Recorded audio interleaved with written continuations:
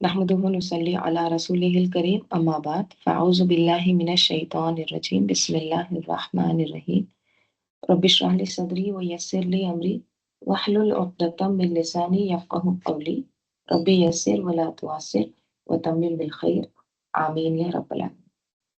سورة نوح سورہ مکی ہے. اس سورہ کا موضوع نوح علیہ السلام کا واقعہ، اسی کے ارد گرد یہ سورہ گھومتا ہے. ٹھیک ہے. اور نوح علیہ السلام کی کہانی جو ہے وہ صبر کی کہانی ہے. رائٹ. پچھلے سورے میں کیا کہا گیا آپ صلی اللہ علیہ وسلم کو؟ وَاصْبِرْ صَبْرًا جَمِيلًا. یہاں پر کیس اسٹڈی ہے، یہاں پر عملی مثال بتائی گئی ہے صبرًا جمیلہ کی. نوح علیہ السلام آدم علیہ السلام کے بعد آئے. آدم علیہ السلام اور نوح علیہ السلام کے درمیان تقریباً 5000 سال کا ذکر کیا جاتا ہے. اور آدم علیہ السلام اور نوح علیہ السلام کے درمیان ایک قابل ذکر نبی کا ذکر ملتا ہے، اور وہ کون سے نبی ہے؟ وہ ادریس علیہ السلام.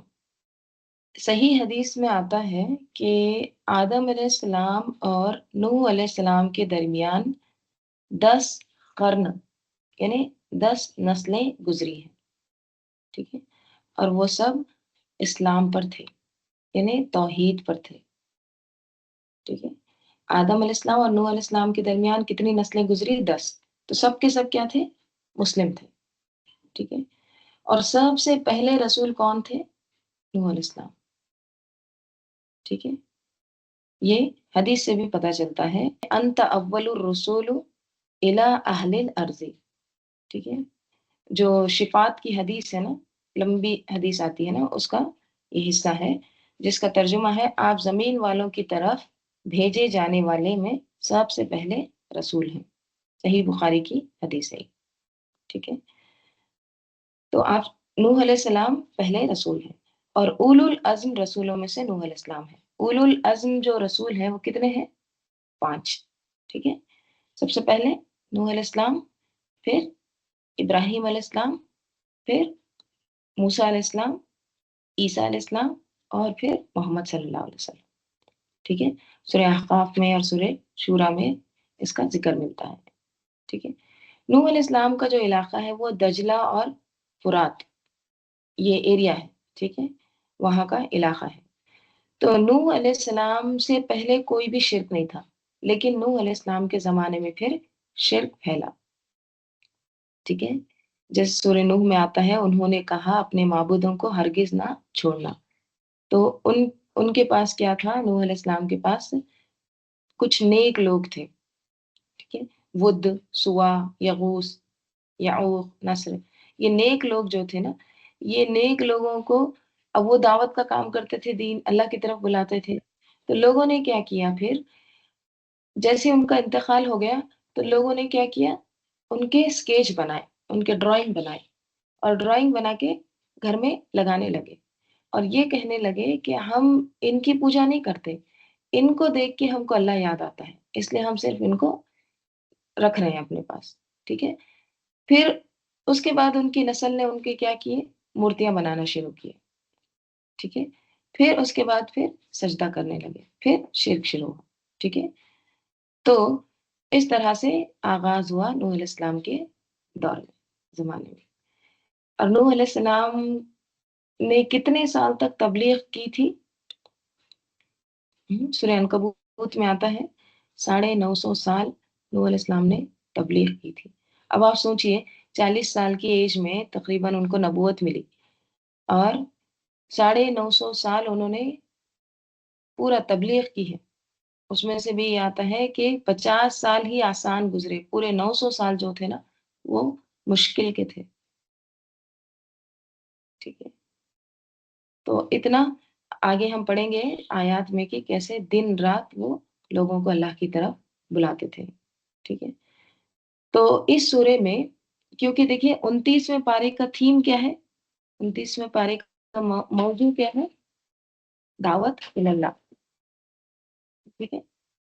تو ایک دائی کے اندر یا ایک دائی کا اخلاق یا ایک دائی کا کردار کس طرح کا ہونا چاہیے، ٹھیک ہے، کیا طریقہ کار ہونا چاہیے، ٹھیک ہے، تو وہ ہم کو اس سورے میں ملے گا، ٹھیک ہے، خطاب کس طرح کرنا ہے، دلائل کس طرح سے دینا ہے، طریقہ کار میتھڈولوجی کیا ہونی چاہیے، تو اس سورے میں پوری تفصیلی اس پر روشنی ڈالی گئی، ٹھیک ہے۔ ایمان والوں کی تعداد بہت کم تھی، 950 سال کی تبلیغ کے بعد صرف بعض آثار میں آتا ہے کہ 80 افراد ایمان لائے تھے، ٹھیک ہے، قلیل کا ذکر آتا ہے، بہت کم۔ اگر آپ سمجھ لیجئے 950 سال، اس میں سے 80 لوگ ایمان لا رہے ہیں، تو تقریباً 11 یا 12 ایک سال میں، ایک 12 سال میں یا 15 سال میں ایک بندہ ایمان لاتا ہے، لیکن نوح علیہ السلام پیچھے نہیں ہٹتے ہیں، کنٹینیوس دعوت و تبلیغ کا کام کرتے ہیں، ٹھیک ہے۔ تو اس میں ہمارے لیے بہت سارے اسباق ہیں، تو انشاءاللہ ہم ان کو اخذ کرنے کی کوشش کریں گے، ٹھیک ہے، چلیے۔ اعوذ باللہ من الشیطان الرجیم، بسم اللہ الرحمن الرحیم۔ انا ارسلنا نوحا الی قومہ، انا بے شک ہم نے، کس نے؟ اللہ تعالیٰ نے، ارسلنا ہم نے بھیجا، کس کو بھیجا؟ نوحا، نوح علیہ السلام کو، ٹھیک ہے، کہاں بھیجا؟ الی قومہ، اس کی قوم کی طرف۔ تو اسے کیا پتہ چلتا ہے کہ نوح علیہ السلام تمام انسانوں کی طرف نہیں بھیجے گئے تھے، بلکہ صرف اپنی قوم کی طرف، ان کی قوم، ٹھیک ہے۔ اور کیوں بھیجا؟ کس مشن کے ساتھ بھیجا؟ ان انذر، کہ انذر ڈراؤں، قوم کا اپنی قوم کو، ٹھیک ہے، تاکہ اپنی قوم کو ڈرا، انذار کر،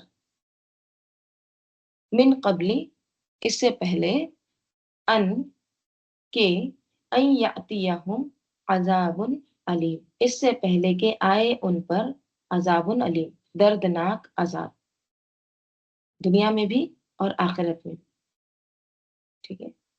تو نوح علیہ السلام کو ہم نے ان کی قوم کی طرف بھیجا تاکہ وہ قوم کو انذار کرے۔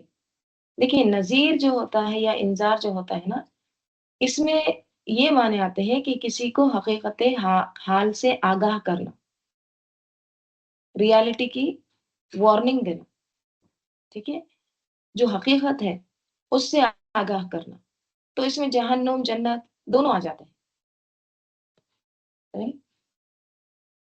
تو کیا کہا ہے کہ وہ اپنی قوم کو ڈرائیں اس سے پہلے کہ دردناک عذاب آ لے۔ اگر وہ نہیں مانے گی، ان کی قوم ایمان نہ لائے گی، تو پھر ان کو دردناک عذاب پکڑ لے گا۔ تو نوح علیہ السلام نے کیا کیا؟ نوح علیہ السلام نے کہا، کہا نوح علیہ السلام نے۔ اب دیکھیے ایک دائی کس طرح سے مخاطب ہوتا ہے اپنی قوم کو، وہ یہاں پر پتہ چلتا کس طرح سے بات کر رہے ہیں۔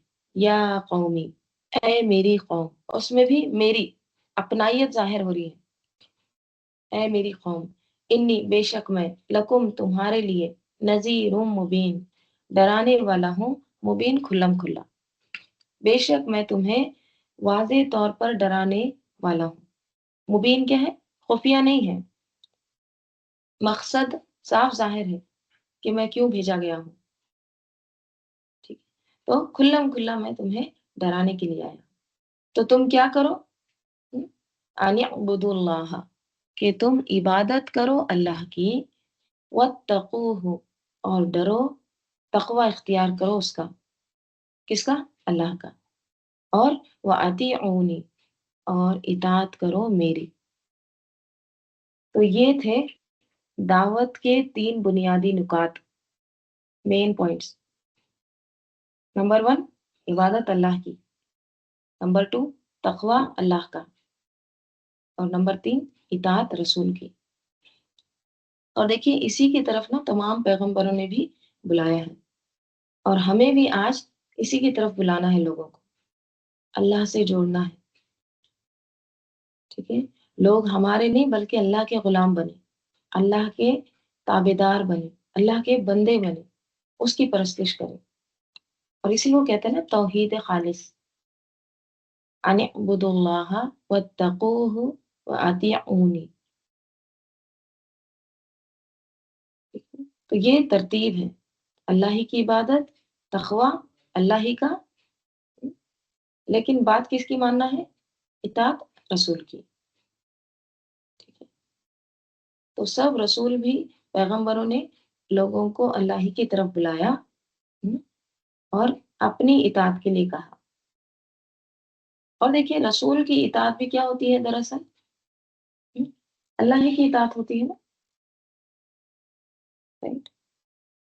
جیسے اللہ تعالیٰ سورہ نساء میں کیا فرماتے ہیں؟ من یطیع الرسول فقد اطاع اللہ ومن تولی فما ارسلناک علیہم حفیظا، اور جو رسول کی اطاعت کرتا ہے اس نے اللہ کی اطاعت کی، تو دعوت اللہ کے جو بنیادی نکات ہیں وہ کیا ہے؟ عبادت اللہ کی ہو، تقوی اللہ کا ہو، اور اطاعت رسول کی، اور یاد رکھیے تقوی میں نا صرف ڈرنا نہیں ہوتا، بلکہ محتاط زندگی بسر کرنا، کانشیس۔ تقوی کیا ہوتا ہے؟ وقایا سے، وقایا کیا ہوتا ہے؟ بچانا اپنے آپ کو، ٹھیک ہے، پریکاشن لینا، احتیاط کرنا، جیسے ہم ماسک لگاتے ہیں فلو کیچ نہیں کرنا اس لیے، تو وہ جو ماسک لگاتے ہیں وہ کیا ہے؟ تقوی ہے، کس سے؟ وائرسز سے، تو تقوی میں کیا ہے؟ اپنے آپ کو بچانا، جو اللہ نے کرنے کو کہا ہے وہ کرنا، اور جس سے اللہ تعالیٰ نے رکنے کو کہا ہے اس سے رک جانا، ٹھیک ہے، تو یہ ہے ایک باشعور زندگی۔ اب یہاں پر اللہ کی عبادت، تقوی اللہ کا، اور اطاعت رسول کی، اس کا فائدہ کیا ہوگا؟ یہ کرنے سے فائدہ کیا ہوگا؟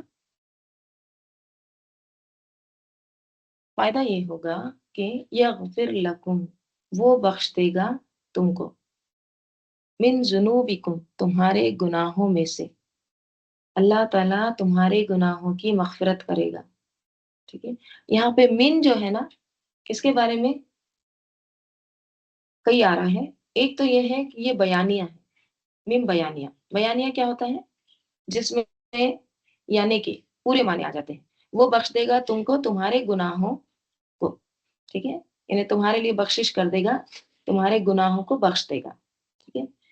ایک یہ رائے ہے اس کی کہ من تبعیض کا ہے، تبعیض کیا ہوتا ہے؟ باز، ٹھیک ہے، یعنی اللہ تعالیٰ تم کو بخش دے گا تمہارے بعض گناہوں کو،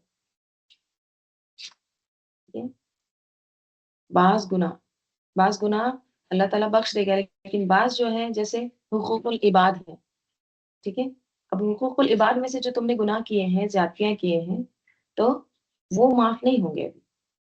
دیکھیے ویسے بھی کیا آتا ہے، جو شخص شرک کفر اور اللہ کی نافرمانی کی زندگی چھوڑ کر سچے دل سے اللہ کی طرف رجوع ہوتا ہے، اللہ تعالیٰ اس کے پچھلے تمام گناہ معاف کر دیتے ہیں، اور اس کی دلیل کیا آتی ہے؟ حضرت عمرو بن عاص کا جو واقعہ ہے نا وہ اس کا ثبوت ہے، ٹھیک ہے۔ واقعہ کیا ہوا تھا کہ حضرت عمرو بن عاص وہ فرماتے ہیں کہ جب اللہ نے میرے دل میں اسلام کی محبت ڈال دی، میں رسول اللہ صلی اللہ علیہ وسلم کی خدمت میں حاضر ہوا اور عرض کیا، اے اللہ کے رسول صلی اللہ علیہ وسلم، اپنا ہاتھ بڑھائیے، میں آپ سے بیعت کرنا چاہتا ہوں۔ آپ صلی اللہ علیہ وسلم نے اپنا دایاں ہاتھ بڑھایا تو میں نے اپنا ہاتھ پیچھے کھینچ لیا۔ آپ صلی اللہ علیہ وسلم نے فرمایا، اے عمرو، کیا بات ہے؟ میں نے عرض کیا، میری ایک شرط ہے۔ آپ صلی اللہ علیہ وسلم نے فرمایا، تمہاری شرط کیا ہے؟ میں نے کہا، یہ کہ میرے پچھلے گناہ معاف کر دیے جائیں۔ تو رسول صلی اللہ علیہ وسلم نے فرمایا، اے عمرو، کیا تمہیں معلوم نہیں کہ اسلام اس سے پہلے کے تمام گناہوں کو مٹا دیتا ہے، اور ہجرت اس سے پہلے کے گناہوں کو مٹا دیتی ہے، اور حج اس سے پہلے کے گناہوں کو مٹا دیتا ہے۔ تو کیا پتہ چلتا ہے کہ اسلام میں کوئی داخل ہوتا ہے تو پچھلے اس کے تمام گناہ معاف ہو جاتے ہیں، رائٹ۔ تو اللہ تعالیٰ بہت زیادہ معاف کرنے والا ہے. اور ایک روایت میں کیا آتا ہے، سچی توبہ کے بعد بھی جو پچھلے گناہ ہے نا وہ بھی باقی نہیں رہتے، وہ بھی ساقط ہو جاتے ہیں. تو یہاں پر یغفر لکم من ذنوبکم، وہ بخش دے گا تم کو، ٹھیک ہے، تمہارے گناہوں کو. اور پھر وَيُؤَخِّرْكُمْ، اور وہ ڈھیل دے گا تم کو، مہلت دے گا تم کو، إِلَىٰ أَجَلٍ مُّسَمًّى، ایک مقرر مدت تک، ٹھیک ہے، ایک مقرر مدت تک وہ تم کو ڈھیل دے گا، یعنی تم کو ٹائم دے گا، تم کو کیا کہیں گے، مہلت دے گا. اخر یؤخر، تاخیر کیا ہوتا ہے، ڈیلے کرنا، آگے کرنا، پوسٹ پون کرنا، ٹھیک ہے. اس کا اپوزٹ کیا ہوتا ہے، تقدیم. تقدیم کیا ہوتا ہے، آگے جانا. اور تاخیر کیا ہوتا ہے، پیچھے کرنا، ٹھیک ہے، پوسٹ پون کر دینا. تو یہاں پہ کیا کہا جا رہا ہے کہ اللہ تعالیٰ تم کو تم کو مہلت اور دے گا، تم کو دنیا میں زندگی جینے کا اور موقع دے گا، ٹھیک ہے. یعنی مقرر مدت تک تمہیں عذاب نہیں دیا جائے گا، تمہیں دنیا میں پھلنے پھولنے کا موقع دیا جائے گا. تو اس سے ایک اہم بات یہ پتہ چلتی ہے کہ نیک اعمال سے انسان کی عمر میں اضافہ ہوتا ہے. ٹھیک ہے. اب دیکھیے یہ بھی بات یہاں پر پتہ چل رہی ہے کہ اجل مسمى ہے، مقرر مدت ہے. اجل کیا ہوتا ہے، مدت. مسم اسم، یعنی جس کا نام ہے، جس کا مقرر ہے، ٹھیک ہے، لکھ دیا گیا ہے، وہ تو بہرحال ہے. یعنی یہ نہیں کہ اتنی ڈھیل مل جائے کہ انسان کبھی نہ مرے، یہ نہیں ہے. یہاں پر یہ معنی نہیں ہے. یؤخرکم کی معنی کیا ہے، مہلت ہے، لیکن ہر چیز کا اینڈ ہے. مسمع ہے، اجل جو ہے نا، مدت، یہ مقرر ہے، یہ لامحدود نہیں. ہر ایک چیز یاد رکھنا ہے کہ وہ کون سے اعمال ہیں جو عمر کو بڑھاتے ہیں. تو سب سے پہلے صلہ رحمی، ٹھیک ہے، رشتہ داروں سے اچھا سلوک کرنا، ٹھیک ہے. اب رشتہ داروں سے اچھا سلوک کرنا یہ مصیبت کے مارے نہیں، دل کھول کے. دیکھیے صلہ رحمی میں نا ہر ممکن کوشش کرنا ہے کہ ان کی طرف سے جو بھی پہنچنے والی اذیتیں ہیں نا ان کو برداشت کر. دیکھیے یاد رکھیے یہ جو سورہ ہے نا یہ صبر کی کہانی، اور دعوت اللہ صبر کے بغیر نہیں ہو سکتی، ٹھیک ہے. اب دعوت کا کام کر رہے ہیں تو اس کے لیے صحت بھی چاہیے، ہم، سہولت بھی چاہیے، زندگی بھی چاہیے. تو پھر اس کے لیے کیا کرنے کی ضرورت ہے، ایسے کام کرنے کی ضرورت ہے جو اللہ کی رحمت لانے کا ذریعہ بنے. اور ان میں سے ایک کام کیا ہے، صلہ رحمی، ٹھیک ہے. دیکھیے یاد رکھیے صلہ رحمی جو ہے نا یہ ادلا بدلی نہیں ہے، ٹھیک ہے. صلہ رحمی ادلا بدلی نہیں، وہ اچھا کر رہے ہیں تو آپ اچھا کر رہے ہیں، ہم؟ وہ کچھ دے رہے ہیں تو آپ دے رہے ہیں، یہ نہیں ہے صلہ رحمی. مکافات جس کو کہتے ہیں نا، بدلہ، اس کو نہیں کہتے صلہ رحمی، ٹھیک ہے. صلہ رحمی کی تعریف کیا آتی ہے، دیکھیے آپ صلی اللہ علیہ وسلم نے فرمایا اصل صلہ رحمی یہ نہیں ہے کہ بدلہ دیا جائے، بلکہ اصل صلہ رحمی یہ ہے کہ جب رشتہ کاٹا جائے تو اسے جوڑا جائے. اگر کوئی کاٹ رہا ہے، اگر کوئی لا تعلق بھی کر رہا ہے، اگر کوئی آپ کے ساتھ رہنا نہیں چاہتا ہے، آپ اس کے قریب جا رہے ہیں، آپ اس کو جوڑ رہے ہیں. کوئی کاٹنا چاہتا ہے، آپ اس سے جڑ رہے ہیں، یہ ہے صلہ رحمی. وہ آپ سے کٹے، آپ اس سے جڑے، وہ دور ہو جائے، آپ اس سے قریب جائیں، وہ آپ کو نہ دے، آپ اس کو دے، ٹھیک ہے. وہ آپ سے ناراض ہے، آپ اس کو معاف کر دیں، یہ ہے صلہ رحمی. اور کیا آتا ہے حدیث میں، حدیث میں آتا ہے کہ صلہ رحمی کرنے والا جنت میں جائے گا، ٹھیک ہے. ایک شخص نے پوچھا یا رسول اللہ صلی اللہ علیہ وسلم مجھے ایسا عمل بتائیے جو مجھے جنت میں لے جائے. آپ صلی اللہ علیہ وسلم نے فرمایا اللہ کی عبادت کرو، اس کے ساتھ کسی کو شریک نہ ٹھہراؤ، نماز قائم کرو، زکوٰۃ دو، اور صلہ رحمی کرو. یہ بھی بخاری کی حدیث ہے. ٹھیک ہے.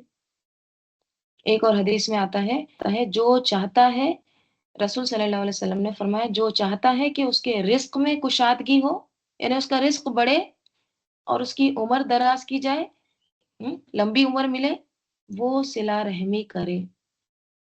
صحیح بخاری اور صحیح مسلم میں آتی ہے حدیث. دیکھیے دو چیزیں کون نہیں چاہتا؟ سب کو چاہیے، اچھی صحت چاہیے، رائٹ، اور رزق میں بھی کشادگی چاہیے. ہم، کون نہیں چاہیے؟ تو صلہ رحمی کرنا. اور صلہ رحمی کیا ہے؟ یاد رکھیے صلہ رحمی یہ نہیں ہے کہ وہ اچھا کر رہے ہیں تو آپ اچھا کر رہے ہیں. ٹھیک ہے، وہ تو ادلا بدلی ہے. صلہ رحمی وہ ہے، وہ کاٹے تو آپ اس سے جڑے. ٹھیک ہے. اور ایک حدیث میں آتا ہے لا يدخل الجنت قاطع الرحیم، رشتہ توڑنے والا جنت میں داخل نہیں ہوگا. آپ صلی اللہ علیہ وسلم نے فرمایا. یہ بھی صحیح مسلم کی اور بخاری کی حدیث ہے.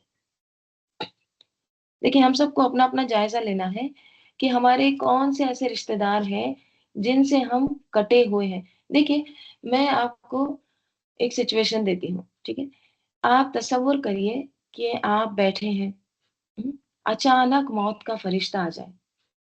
موت کا فرشتہ کا کچھ ٹائم تو نہیں ہے، ایج نہیں ہے، رائٹ، کبھی بھی آ سکتا ہے. اچانک موت کا فرشتہ آ جائے تو آپ پھر اس ٹائم پر کیا ریگریٹ کریں گے کہ مجھے اس سے معافی مانگنا تھا، میں نے اس کے اوپر ظلم کی، میں نے یہ کیا وہ کیا، وہ سب یاد آئے گا. آپ یہ بول سکتے فرشتے کو کہ تھوڑی دیر رکو میں ذرا معافیا مانگ کے آتی ہوں؟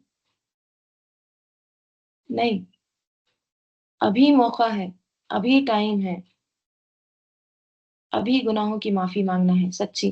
یہ نہیں کہ میں عمرہ جاؤں گی، حج کو جاؤں گی، وہاں پر جا کے پورے اکٹھے معافیا مانگوں گی، نہیں. ٹھیک ہے، تو ابھی اسی وقت خالص توبہ کرنا ہے. ٹھیک ہے، اور حقوق العباد کی تو دنیا میں ہی اس کی پوری میک اپ کر کے جانا ہے. ٹھیک ہے، حقوق العباد یعنی جو بھی آپ نے بندوں کے ساتھ زیادتیاں کی ہیں، تو وہ یہیں پر نپٹا کر جانا ہے. تو یہاں پر کیا کہا جا رہا ہے کہ اللہ تعالیٰ جو عبادت کرے گا، اللہ کی تقوی اختیار کرے گا اور اطاعت کرے گا رسول کی، تو اللہ تعالیٰ اس کے گناہوں کو بخش دیں گے اور اس کی زندگی کیا کریں گے؟ ہم، اس کو تاخیر کریں گے، اس کو لمبی زندگی دیں گے، اس کو اور مہلت دیں گے. لیکن مہلت بھی ایک اجل مسمى تک ہی ہے. ٹھیک ہے، پرماننٹ نہیں ہے، وہ بھی ایک مقرر مدت ہے. یو آخر کے نا بعض علماء نے معنی یہ لیے ہیں کہ لٹرلی عمر میں اضافہ ہو جائے گا. ٹھیک ہے، یو آخر میں یہاں پہ جو ہے نا مہلت دی جائے گی. تو بعض علماء کہتے ہیں کہ اس کی اگر عمر 60 ہے تو 80 کر دی جائے گی، عمر میں اضافہ کر دیا جائے گا. ٹھیک ہے، اور بعض علماء اس کے بارے میں یہ کہتے ہیں کہ 60 ہی کی عمر ہوگی، لیکن اس کے وقت میں اتنی برکت دے دی جائے گی کہ وہ اس کم عمر میں بھی بہت زیادہ کام کر لے گا نیکیوں کے. ٹھیک ہے، تھوڑے وقت میں بھی بہت کچھ کر چکا ہوگا. ٹھیک ہے، تو یہ بھی اس میں آتا ہے. اور دیکھیے یاد رکھیے دعا جو ہوتی ہے نا، یہ حدیث میں کیا آتا ہے کہ خزا اور قدر دعا اس کو لوٹاتی ہے. ٹھیک ہے، قضا کیا ہوتا ہے؟ نبی صلی اللہ علیہ وسلم نے فرمایا قضا اللہ کا فیصلہ جو اللہ نے پورا کر دیا. قضا یعنی پورا ہونا، ڈن، جو اللہ تعالیٰ نے لکھ دیا ہے. تو قضا کو کوئی چیز نہیں لوٹاتی سوائے دعا کے. ٹھیک ہے، اور ایک حدیث میں آتا ہے کہ نبی صلی اللہ علیہ وسلم نے فرمایا عمر میں اضافہ صرف نیکیوں سے ہوتا ہے، الا البر. ٹھیک ہے، تو یہ تمام چیزیں ہیں ہم سنتے ہیں لیکن عمل نہیں کرتے. ان کو عمل میں لانا ہے. دیکھیے اب رمضان آ رہے ہیں نا، تو ہم کیا کریں، ہم ایک ایسا گول سیٹ کریں کہ یہ خامیاں ہیں میرے اندر، ان کو میں پہلے دور کروں گی. ٹھیک ہے. دیکھیے رمضان کا مہینہ برکتوں والا رحمتوں والا مہینہ ہے. تو جب ہم اس مہینے سے فیضیاب ہونا چاہتے ہیں، فائدہ اٹھانا چاہتے ہیں، تو ہمارے پچھلی گناہ، اپنے پچھلی گندگیاں، خامیاں، ان کو دور ہٹانا ضروری ہے نا، ہے یا نہیں ہے؟ دیکھیے اگر کھیت میں گھاس ہے تو آپ وہاں پہ بیج لگائیں گے تو وہ کیا کرے گا؟ وہ بیج کو بھی اگنے نہیں دے گا. تو پہلے صفائی کرنا ضروری ہے نا، پہلے وہ فیلڈ کو کلین کرنا ضروری ہے، تبھی اس میں اچھے سے اگے گا. ہوتا ہے نا. تو اس لیے ہم پہلے اپنی خامیاں اپنے سے بہتر کوئی نہیں جانتا. تو سب سے پہلے اپنی خامیاں دور کرنا ہے. نہیں، یہ گناہ میرے اندر ہے، ان کو میں دور کروں گی. چاہے غیبت ہو، چغلی ہو، کوئی بھی برائی ہو، میں انشاءاللہ اس کو نکال دوں گی، آج کے بعد نہیں. اور رمضان ویسے ٹریننگ کا مہینہ ہے، تو انسان جب برائی سے رکتا ہے، 21 دن تک اگر کوئی ایک برائی سے رکتا ہے نا، تو پھر وہ اس کی عادت بن جاتی ہے. اور جب وہ اس کی عادت بن جاتی ہے نا، پھر وہ واپس نہیں آتی، روٹین میں آ جاتی ہے اس کے. تو انشاءاللہ ہم سب یہ کوشش کریں کہ ہم اچھے، دیکھیے خامیوں کو دور کرنا ٹھیک ہے، لیکن ساتھ ساتھ نیکیوں کا بھی اس میں اضافہ کرنا ہے، نیک اعمال کو بھی اس میں ایڈ کرنا ہے. صرف خامیوں کو دور کریں گے، یعنی صرف گھاس آپ نے صاف کر دی ہے، اب اگے گا، بیج بھی لگانا ہوگا نا، ٹھیک، تو نیکیاں بھی کرنی ہوں گی. تو اچھے یا اپنے کیا کہیں گے نیک کاموں کا اس میں وہ جو لسٹ ہے اس میں ایڈ بھی کرنا ہے، ٹھیک ہے، اضافہ بھی کرنا ہے. پھر آگے اللہ تعالیٰ کہہ رہے ہیں کہ ان بے شک اجل اللہ، اللہ کا مقرر کیا ہوا وقت، اجل، اذا جب، جاء آ جاتا ہے، لا یؤخر تو نہیں ڈھیل دی جاتی، لو کنتم تعلمون کاش ہوتے تم، تعلمون تم جانتے، کاش تم جانتے. کیا کہہ رہے ہیں اللہ تعالیٰ؟ اللہ تعالیٰ کہہ رہے ہیں کہ تم کو تو لمبی عمر ملے گی، عمر میں اضافہ ہوگا، لیکن جب اللہ کا مقرر کیا ہوا وقت آ جاتا ہے تو پھر اس کو لا یؤخر، اس کی تاخیر نہیں ہوتی. جو ہونا ہوتا ہے وہ ہو کر ہی رہتا ہے، ٹھیک ہے، اس کو بھی اینڈ ہے. دنیا کی جو چیزیں ہیں نا، اس کی ایک حد مقرر ہے، کیونکہ دنیا کیا ہے؟ دنیا امتحان ہے نا. امتحان میں آپ کتنی دیر رہتے ہیں؟ کہیں آپ نے ایسا امتحان دیکھے جو مہینوں امتحان دے رہے ہیں ایگزام ہال میں؟ سال بھر امتحان، تھوڑی دیر کے لیے امتحان ہوتا ہے نا. تو دنیا بھی کیا ہے؟ امتحان کا گھر ہے، یہاں پر امتحان ہو رہا ہے، اور ہر امتحان کا ایک مقرر وقت ہوتا ہے. دنیا میں کسی پر بھی کتنی بھی آزمائشیں آ جائیں، کتنی بھی بلائیں نازل ہو جائیں، کتنی بھی تکلیفیں، کتنا بھی ظلم ہو، لیکن یہ سب ہمیشہ کے لیے نہیں ہے. کوئی بیماری آ جاتی ہے تو شفا بھی آ جاتی ہے، یا پھر موت آ کر اس کا خاتمہ کر دیتی ہے. کوئی غم ہے، کوئی مشکل ہے، کوئی مصیبت ہے. دنیا میں ہر چیز وقت کے ساتھ بندھی ہوئی ہے، ہر چیز کی ایک حد ہے، ایک لمٹ ہے، اینڈ ہے نا. دنیا میں کوئی کسی کو ہمیشہ نہیں ستا سکتا، کوئی کسی کو ہمیشہ محروم نہیں رکھ سکتا، ظلم ہمیشہ نہیں چل سکتا، ہر چیز کا اینڈ ہے. لیکن آخرت ایسا نہیں ہے. آخرت کیا ہے؟ ہمیشگی کی لائف ہے، عذاب کا کوئی اینڈ نہیں ہے، سکون کا، راحت کا کوئی اینڈ نہیں ہے. وہاں نہ وقت ختم ہوگا، نہ مہلت کا ایکسٹینڈ کرنے کا ایسا کوئی چانس ہوگا. ٹھیک ہے. تو عقل مند کون ہے؟ جو دنیا کی تکلیف سے زیادہ آخرت کی فکر کرے.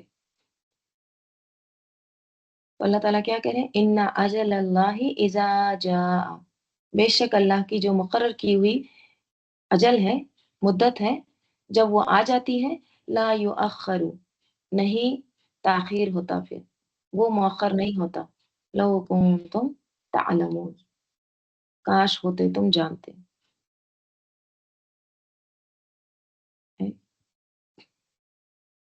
تو کیا سمجھ میں آتا ہے اس سے؟ دیکھیے یہاں پر جو یہ پورے پیراگرافس ہیں، جو مین چیزیں جو ہے نا وہ ہمیں پکی باندھ لینا ہے. اور وہ کیا ہے کہ نوح علیہ السلام نے جو دعوت کا جو طریقہ یا جو میتھڈولوجی انہوں نے استعمال کی تھی، کیا ہے؟ سب سے پہلے ان کی قوم ایسی تھی جو بہت زیادہ ستاتی تھی، کنٹینیوس ان کو تکلیف دیتی تھی. تو وہ اس کو کہتے ہیں یا قومی، اے میری قوم، انی لکم نذیر مبین، بے شک میں تمہارے لیے نذیر ہوں، کھلم کھلا. ٹھیک ہے، تو تم کیا کرو؟ ان اعبدوا اللہ، عبادت کرو اللہ کی. دیکھیے عبادت میں نا، عبادت میں اللہ کی غلامی، اللہ کے غلام بن جاؤ. عبد کیا ہوتا ہے؟ غلام. ہم، اور پھر عبادت کے طریقے بھی سیکھنا چاہیے. اگر کوئی دیکھے نیا نیا اسلام میں داخل ہوتا ہے، یا کسی کو علم نہیں ہے، ٹھیک ہے، تو اس کو بھی نا پورے طریقے بتانا چاہیے عبادت کے. نماز کا کیسا ہے طریقہ، صحیح طریقہ نماز کا کیا ہے، وضو کس طرح سے کیا جاتا ہے. بعض اوقات کیا ہوتا ہے ہم نا ادھوری بات بتاتے ہیں نا، پھر وہ تھوڑی تھوڑی دیر میں کوشچنس لے کر آ جاتے ہیں. تو ہمیں کس طرح سے ان کو بات پہنچانا ہے؟ مکمل بات پہنچانا. ٹھیک ہے، یہاں پر دعوت کے ہی ٹپس بتائے جا رہے ہیں. تو یعنی عبود اللہ، کہ تم اللہ کی عبادت کرو اور اللہ کے غلام بن جاؤ اور صحیح طریقے پر عبادت کرو. لوگوں کے دلوں میں اللہ کی محبت پیدا کرنا. ٹھیک ہے، ہم سے نہیں جوڑنا ہے، اللہ سے جوڑنا ہے. اور پھر کیا کرو؟ رسول کو بحیثیت رول ماڈل سمجھو.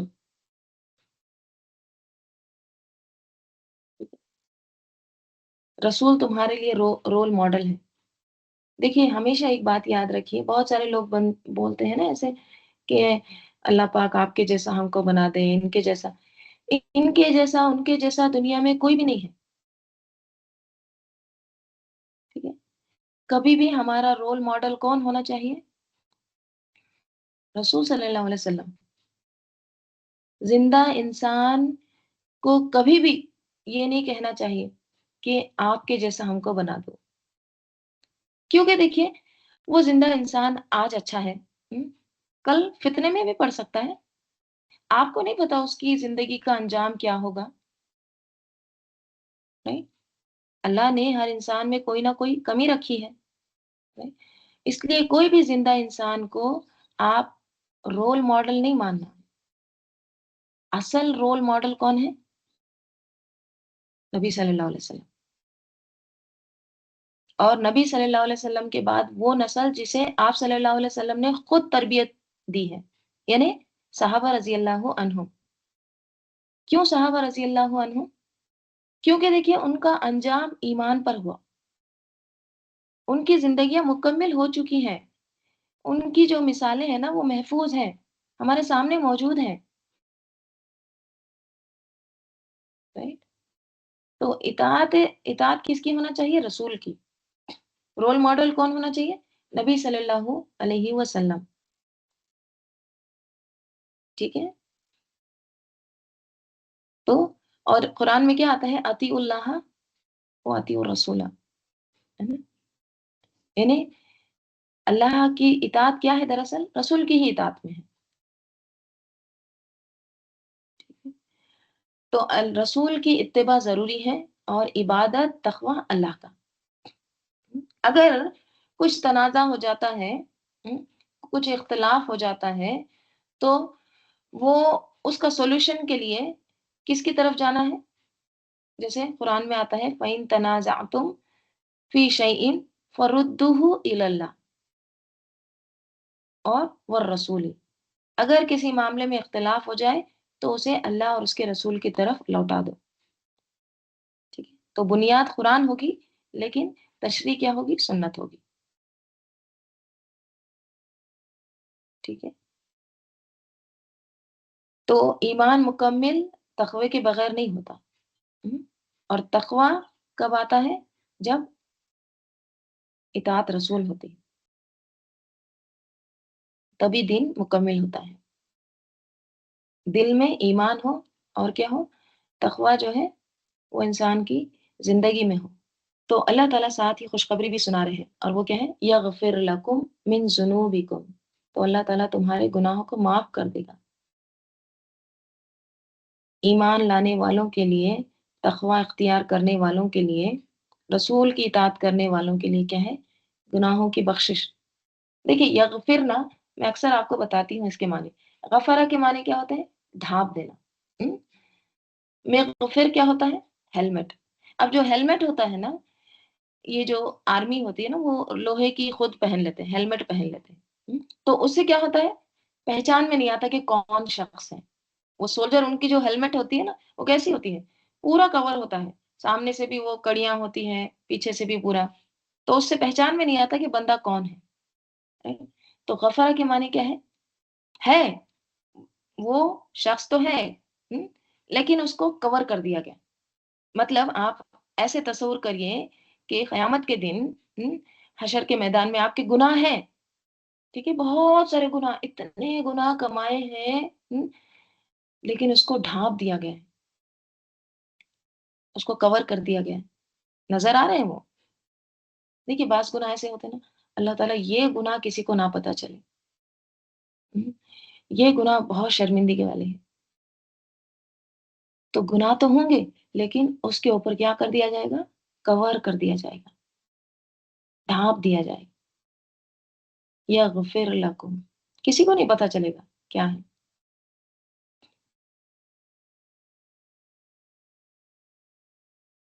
ٹھیک ہے، تو اطاعت رسول جو ہے نا، صرف بات مان لینا کافی نہیں ہے. اس کے کہنے پر بھی چلنا چاہیے، اس کے طریقے پر بھی چلنا لازم ہے. Right؟ تو اللہ تعالیٰ پھر اس کو کیا کریں گے؟ یغفر لکم من ذنوبکم ویؤخرکم الی اجل مسمی، اس کو تھوڑی دیر کے لیے، ٹھیک ہے، اس کی عمر میں اضافہ کریں گے تاکہ وہ اور نیکیاں کمائیں.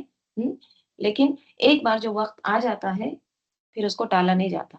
ان اجل اللہ اذا جاء لا یؤخر لو کنتم تعلمون، کاش تمہیں علم ہوتا. دیکھیں یہاں پہ لو جو آیا ہے نا، لو کلمت الحسر کہتے ہیں. لو کب آتا ہے؟ کاش، ناممکن تمنا. لو کب بولا جاتا ہے؟ جیسے کوئی جہنم میں جا رہا ہے، کاش ہم سن لیتے. لو کننا نسمع او ناقل، کاش ہم سنتے اور سمجھتے. ریگریٹ والا ہے نا، ناممکن تمنا، اس ٹائم پہ کچھ بھی حاصل نہیں ہے، کاش کاش بول کے. یہاں پہ کیا ہونا چاہیے تھا؟ ان کنتم تعلمون ہونا چاہیے تھا، اگر تم جانتے، اگر تمہیں علم ہوتا. لیکن کیا آیا ہے؟ لو. لو یعنی اب تمہاری تباہی کا انتظام ہو چکا ہے، اب کشتی تیار ہے، پریپئر ہو رہی ہے کشتی.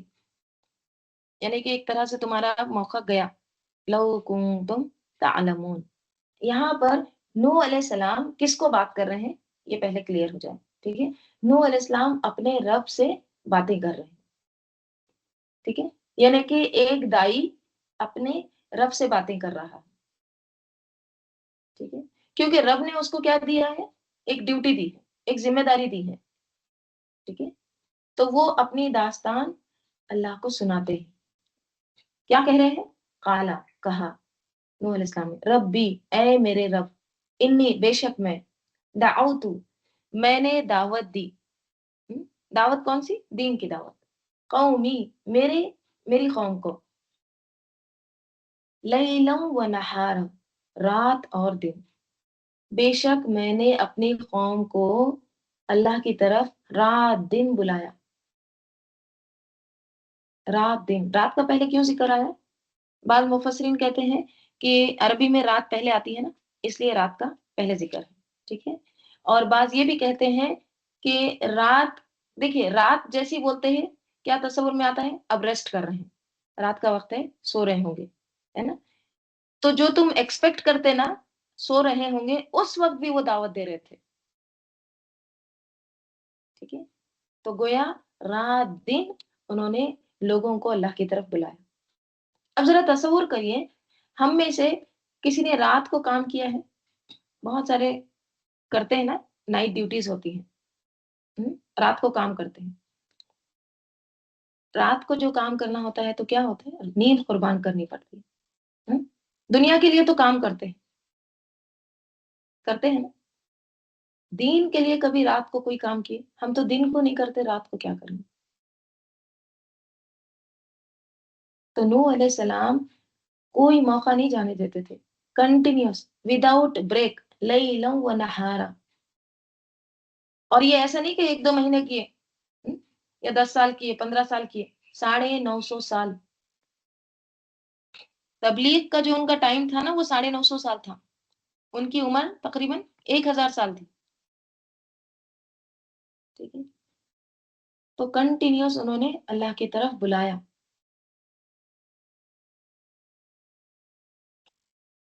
लेकिन क्या हुआ, जितनी बार भी बुलाते थे तो उनकी कौम क्या करती थी, फलम यजिदहुम, बस ना यजिद ज्यादा किया उनको, हम्म, दुआई, मेरी पुकार ने, इल्ला, मगर, फिरारा, फरार में। मेरी दावत ने उन उनके हक से क्या किया, सिर्फ फरार ही को ज्यादा किया। जितनी बार मैंने उनको पुकारा, दावत दी, उतना ही वो ज्यादा भागे। नूह अलैहिस्सलाम मायूस नहीं होते हैं एक भी दिन, एक भी दिन काम नहीं छोड़ा उन्होंने। सोचिए, हमारे साथ अगर ऐसा वाकया पेश आए, कि हम लोगों को बुलाए और लोग भाग जाएं, हम तो काम करना ही छोड़ देंगे। कोई फायदा नहीं ऐसा मेरे एफर्ट्स का, कोई सुनता ही नहीं है। लेकिन वहां क्या था कि जब भी मैं बुलाता था वो भाग जाते थे, फरार हो जाते थे। 950 साल याद रखिए। वह इन्नी, और बेशक मैं, कुल्लमा, जब भी, कुल्लमा, एवरी सिंगल टाइम, हर बार, हम्म, हमेशा हमेशा ऐसा होता था। वह इन्नी कुल्लमा, और बेशक मैं, कुल्लमा, जब कभी,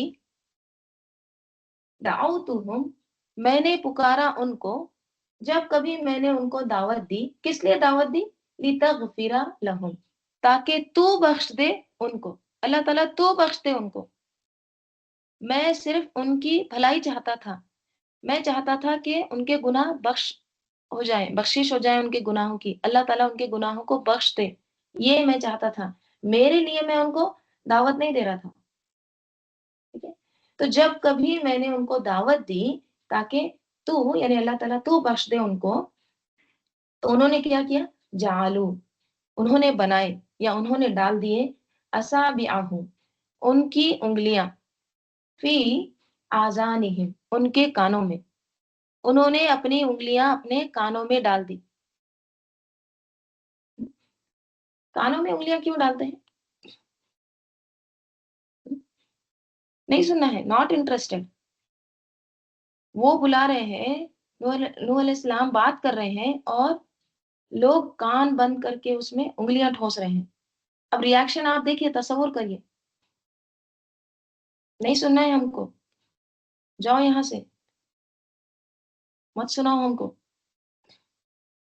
और क्या कर रहे हैं, वस्तगशौ, और ओढ़ लेते हैं, गशिया से है ढांप लेना, हम्म, और ऊपर से ढांप लिया, या फिर ओढ़ लिया, सियाबहुम, उनके कपड़े, ठीक, अपने कपड़े क्या किए, ऊपर से ढांप लिए।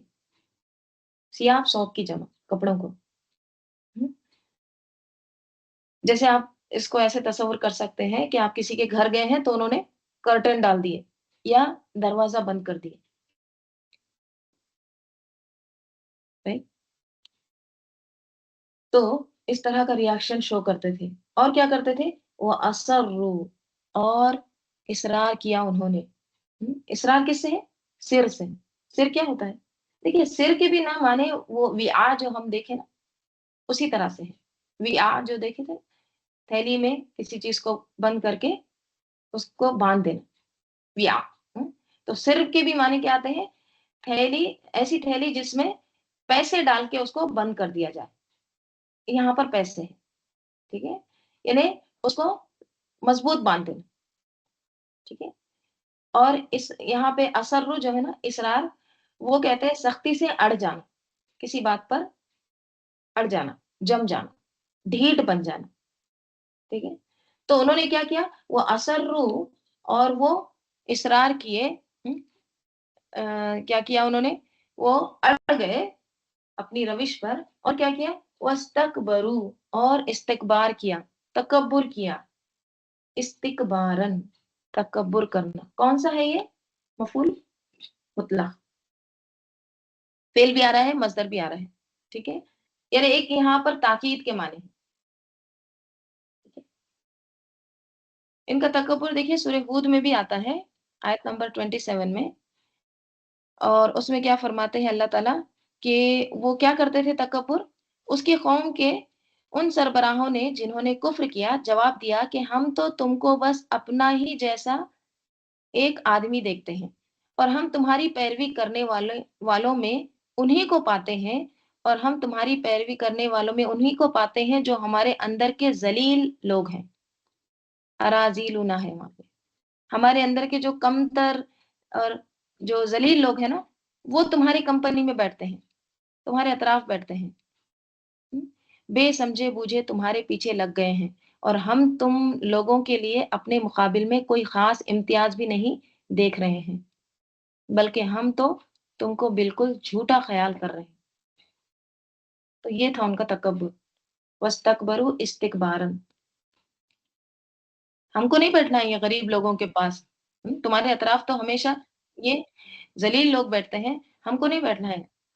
हम तो एक आला किस्म के लोग हैं, सरदार लोग हैं, पहले हटाओ इनको। इस तरह की बातें करते थे, ठीक है? तो इस आयत में उनका रिएक्शन क्या बताया जा रहा है? कानों में उँगलियाँ ठोस लेते थे, और खुद को छुपा लेते थे। देखिए, ये जो कपड़ा डालना है ना, एक तो क्या है, जैसे कोई अगर शॉल ओढ़ा है, वो ऐसे कपड़ा डाल के निकल रहा है, ठीक है? तो ये क्या बताता है? तकब्बुर, हटो यहाँ से, निकलो, कपड़े डाल के निकल जा रहे हैं, ऊपर से चादर डाल रहे हैं और खुद को छुपा लेते हैं, अच्छा छुपा लो वरना ये आके फिर से दर्स कुछ तो भी सुना देंगे। और क्या करते थे? और गुनाहों पर इसरार करते थे और फिर सख्त तकब्बुर करते थे। लेकिन नूह अलैहिस्सलाम ने अपना काम नहीं छोड़ा। लैलौ व नहारा, रात दिन उनको अल्लाह की तरफ बुलाते थे। बाज़ रिवायत में ये भी आता है, इब्न अब्बास फरमाते हैं कि उनकी कौम उनको इतना मारती कि वो गिर जाते, बेहोश हो जाते और फिर उनको कंबल में लपेट के उनके मकान में डाल आते और वो समझते कि ये मर गए हैं, लेकिन अगले दिन फिर वो उठते और फिर दोबारा तबलीग का काम शुरू कर देते, फिर समझाने निकलते। हुँ, आज भी वही रिएक्शन है ना? हुँ, कई हज़ार साल पहले की दास्तान यहाँ पर जो बताई जा रही है, आज भी वही दिखता है, वही तकब्बुर है, वही इसरार है, वही खुद को दूसरों से मुमताज़ समझना, हम बड़ी चीज़ हैं। वस्तकबरू इस्तिकबारन, और उन्होंने क्या किया? ज़िद की इंतहाई तकब्बुर किया। अभी देखिए नूह अलैहिस्सलाम का अभी कंटिन्यू है, ठीक है? इंशाअल्लाह हम इसको कल देखते हैं। चलिए, दुरूद शरीफ पढ़ लीजिए। अल्लाहुम्मा सल्लि अला मुहम्मद व अला आलि मुहम्मद कमा सल्लैता अला इब्राहीम व अला आलि इब्राहीम इन्नका हमीदुम मजीद। अल्लाहुम्मा बारिक अला मुहम्मद व अला आलि मुहम्मद कमा बारकता अला इब्राहीम व अला आलि इब्राहीम इन्नका हमीदुम मजीद। अल्लाहुम्मा आनिस वहशती फ़ी क़ब्री, अल्लाहुम्मा अरहमनी बिल क़ुरआनिल अज़ीम वजअलहु ली इमामन व नूरन व हुदन व रहमा। اللهم ذكرني منه ما نسيت وعلمني منه ما جهلت وارزقني تلاوته آناء الليل وآناء النهار واجعله لي حجة يا رب العالمين. سبحانك اللهم وبحمدك نشهد أن لا إله إلا أنت نستغفرك ونتوب إليك. سبحان ربك رب العزة عما يصفون وسلام على المرسلين والحمد لله رب العالمين. والعصر إن الإنسان لفي خسر إلا الذين آمنوا وعملوا الصالحات وتواصوا بالحق وتواصوا بالصبر. السلام علیکم ورحمۃ اللہ وبرکاتہ.